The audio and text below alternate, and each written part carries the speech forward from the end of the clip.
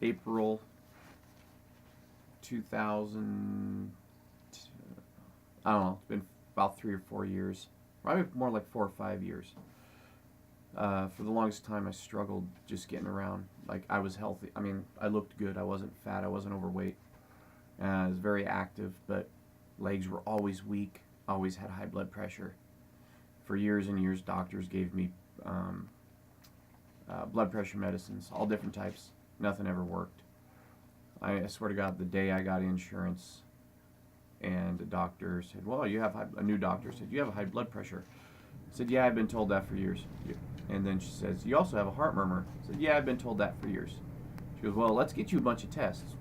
Went up, got echocardiogram, did all the works. So, but before that, I never had insurance, so it was just take a pill. You see my point there? They didn't even give me the options before I had insurance. They didn't say, "Well, you could have a heart defect." They just said, "Well, sometimes you just have high blood pressure." Anyways, point being, found out I had a coarctation of the aorta. That means at birth, my aorta, main friggin' valve running, pumping blood down to my lower extremities, was almost pinched completely off. So for 33 years of my life, I had blood flow. My aorta was probably no rounder than that pin, and it was supposed to be about the size of my thumb. So anyways, they found out, and during this time, it was going to take about a month to get me in and get it taken care of. And that's when I started really taking my journal seriously. I had my daughter, and I had my son. He was born, he's just a baby. And I started thinking about my life without my kids. More my kids without their father. And so I started to write. I wrote a lot of stuff. I wrote to them as if I was dead. And if you've never done that, it can be very emotional, very weird. And I've mentioned in other posts about wanting to help youth, troubled youth. It's something I think about a lot, but I don't know where to start. I don't know how to start or get involved in it. So here's some of the things I wrote to my kids when I was thinking that I might not make it, because statistically it said if you don't find out about your coarctation of the aorta and never gets fixed, the majority of people would die before they were 40. So luckily I found out, early. I should have known it at childbirth. I should have known. I did go to Boise and go to see a specialist, and because they did notice a murmur, and I was told, and they told my parents it would close up or it'd fix itself. And it never did, and we never did a follow-up. For 33 years of my life, I struggled to climb a flight of stairs. And this is when I was rocking the six-pack and lifting weights, and I just never had energy. My legs felt dead all the time. So that's something to think about, you people out there. If for some reason you're very healthy, but you always just seem winded, an easy way to tell is take your blood pressure in your arms versus your legs, around your ankle. I think if it's a lot lower, like 10, 20 points difference between the two, that's a good indication you got something going on.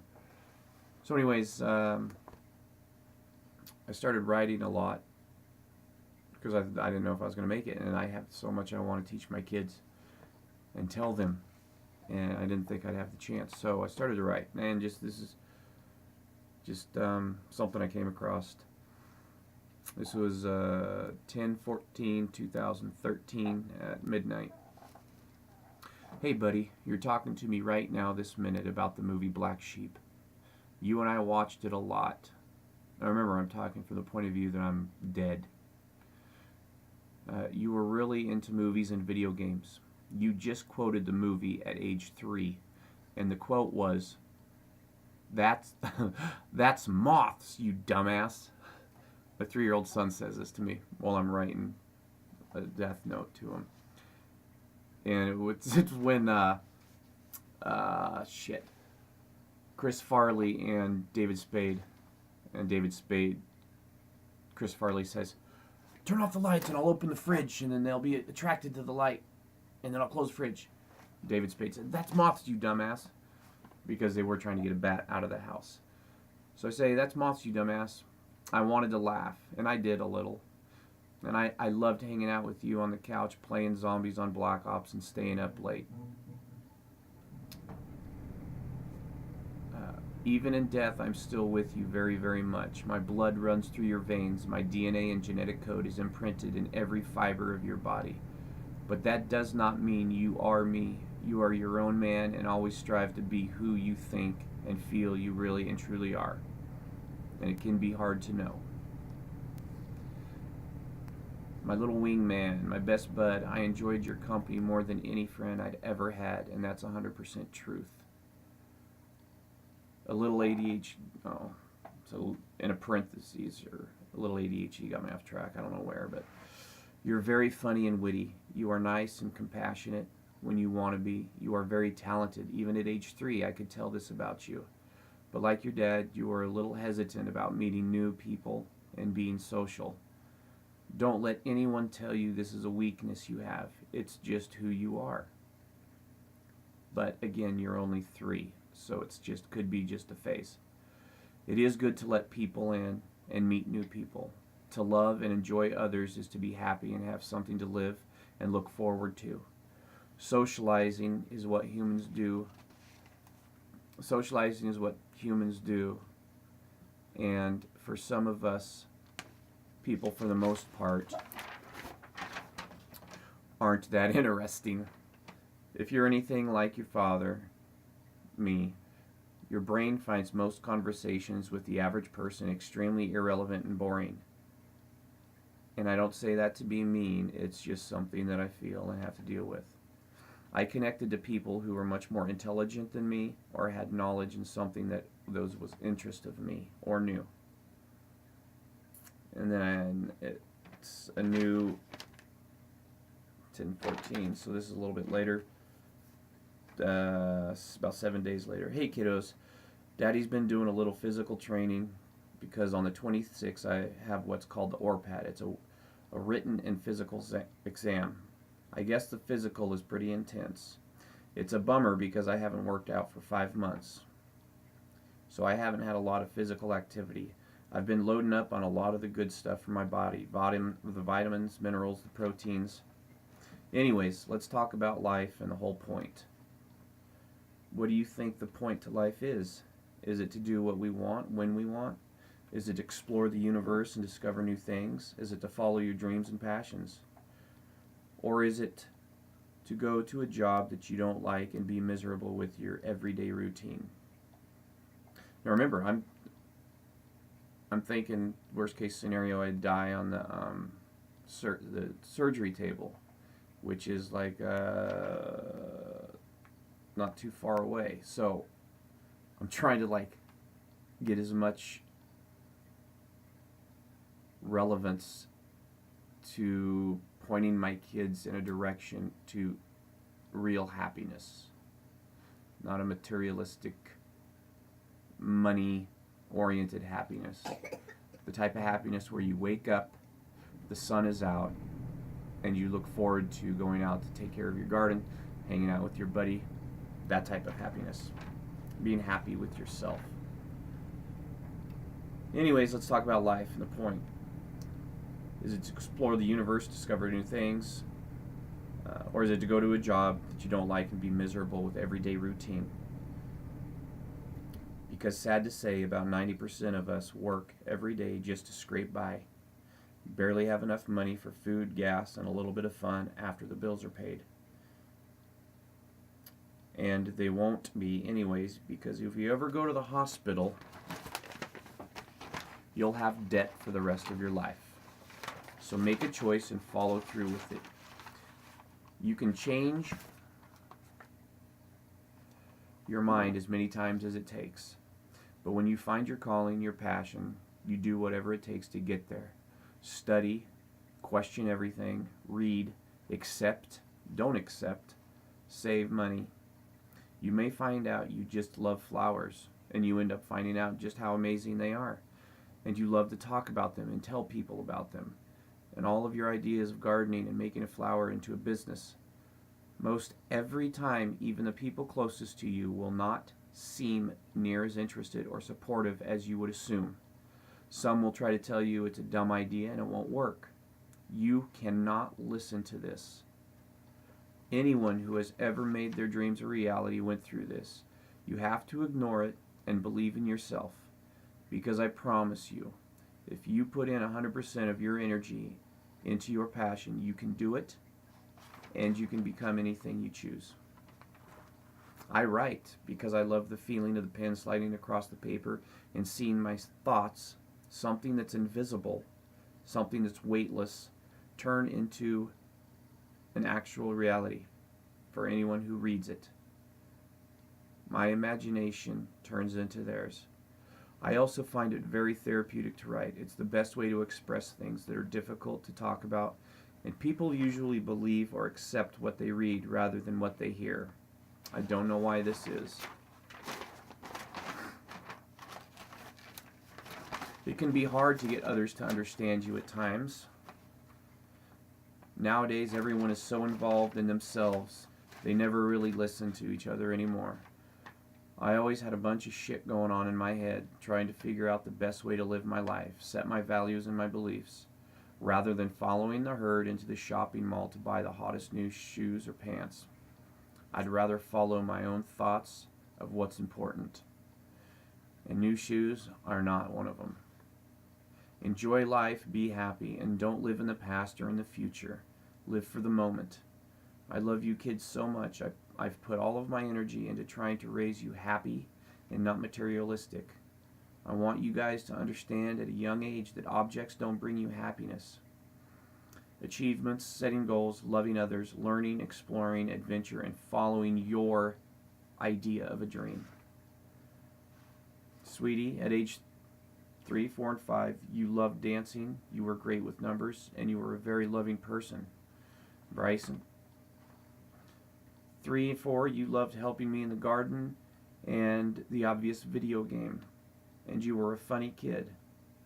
So if it's 15 years from now and you're not sure what it is you should be doing, think back to your childhood. As we grow up, we forget how to enjoy the little stuff and how to live for the moment. Don't ever grow all the way up. Keep a little bit of that child in you always.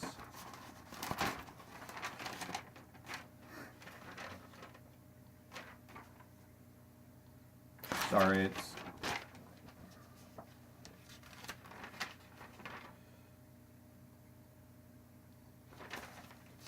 Not sure what went from there. Oh, here we go. So keep a little bit of that child in you always. If any of you kids ever become successful in your own mind, stay grounded. Don't forget who you are. Don't get into the drugs, the glamour, and the selfishness. It seems to follow success.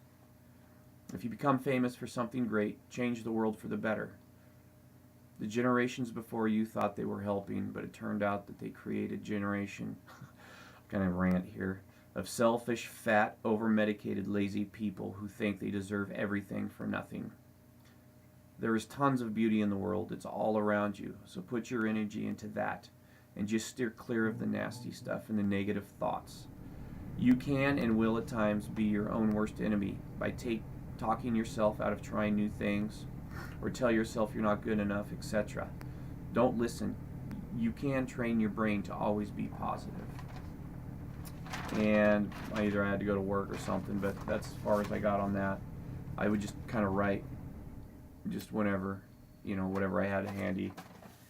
But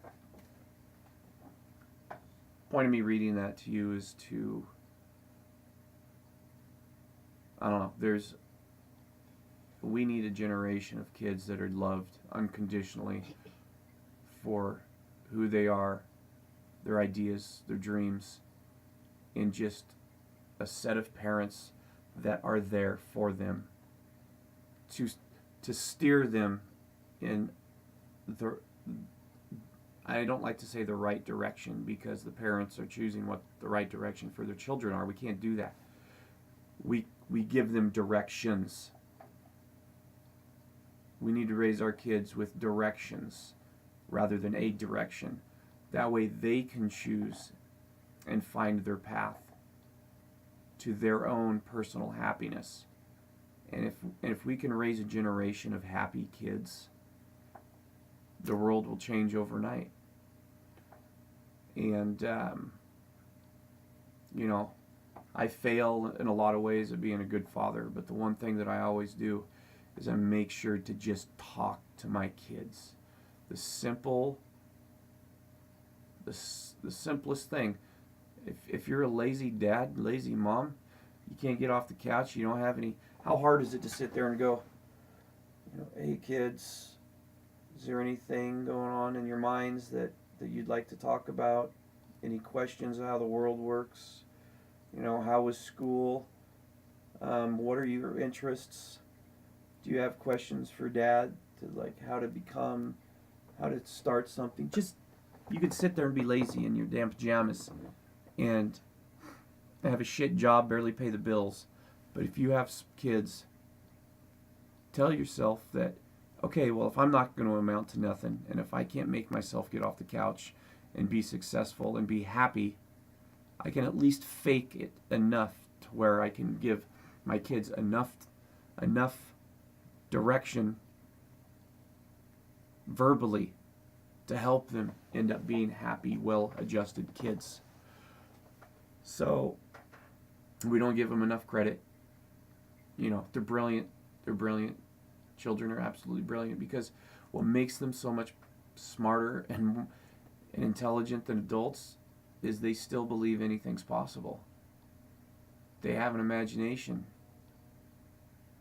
And I think that's one of the most beautiful things ever. And as we grow up, we constantly say, no, quit that, don't do that, don't do this.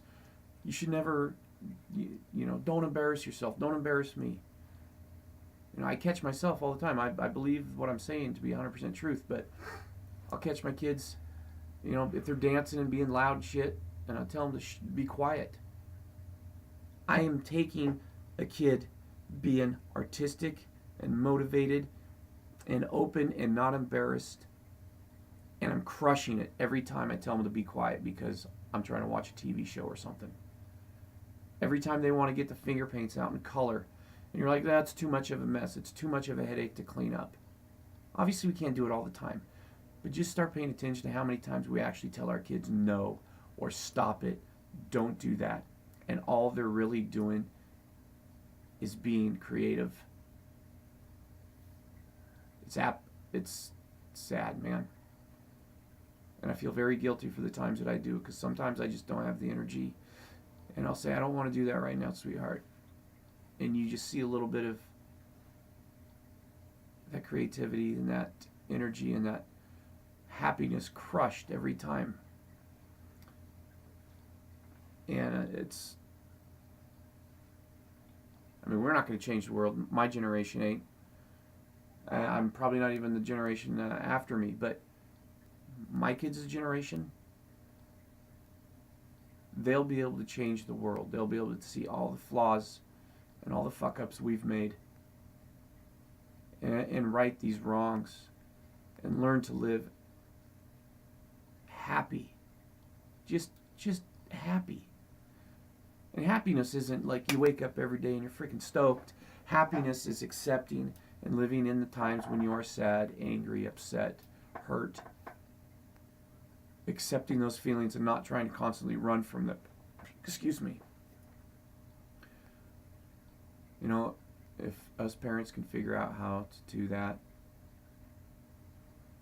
I have faith that this world will last, and we won't just destroy it from the inside out with self-hate, loathing, bitterness, unhappiness, because everywhere we look we're told we're supposed to be successful and we can be successful and live the rich life, and it never happens. It's a bullshit dream. As far as the success by becoming famous through um, success rather than success as finding your passion and your happiness. Like where do you pull happiness from? And I always use the metaphor with the flowers. You know, you got a little boy who for some reason he's just in love with flowers. The idea of flowers, the way they grow, smell. Um, and if you guide him and say, yeah, that's great, man. Learn everything you can about him. He will grow up happy doing something that he loves, but so many times you'll be pushed away from it because to us it don't make sense. Why is my little son, you know, I raised him to be a hunter, a fisherman, and a survivalist, and he loves flowers. That's all he can talk about. Because the reason I use that is because I saw this deal. It's either I read it or a documentary about the world's biggest supplier of tulips did that same exact thing. He was fascinated with tulips as a child, and before 10 years old, he knew flowers, specifically tulips, would be in his life forever. Parents didn't talk him out of it. I'm sure he got plenty of resistance from people, but he's the #1 supplier of tulips across the world. Anywhere you go, you buy a tulip, 90% chance it's from this guy. And so I don't want to make this too long, but point was this is for our kids. You know, we got to wake up, dig deep, and try a little bit harder. And I think it's us parents, we just overworked, overwhelmed, too much going on all the time, and we don't save any energy for our kids. We need to step back, slow down, even 5 minutes a day. If you're a dog owner, I bet you find time to walk your damn dog every day. But then you tell your kids, no, I don't have time to do that. And it's unfortunate because they don't deserve that. Kids are the most innocent, pure, loving. They're not flawed and fucked up yet. They're pure. They're innocent.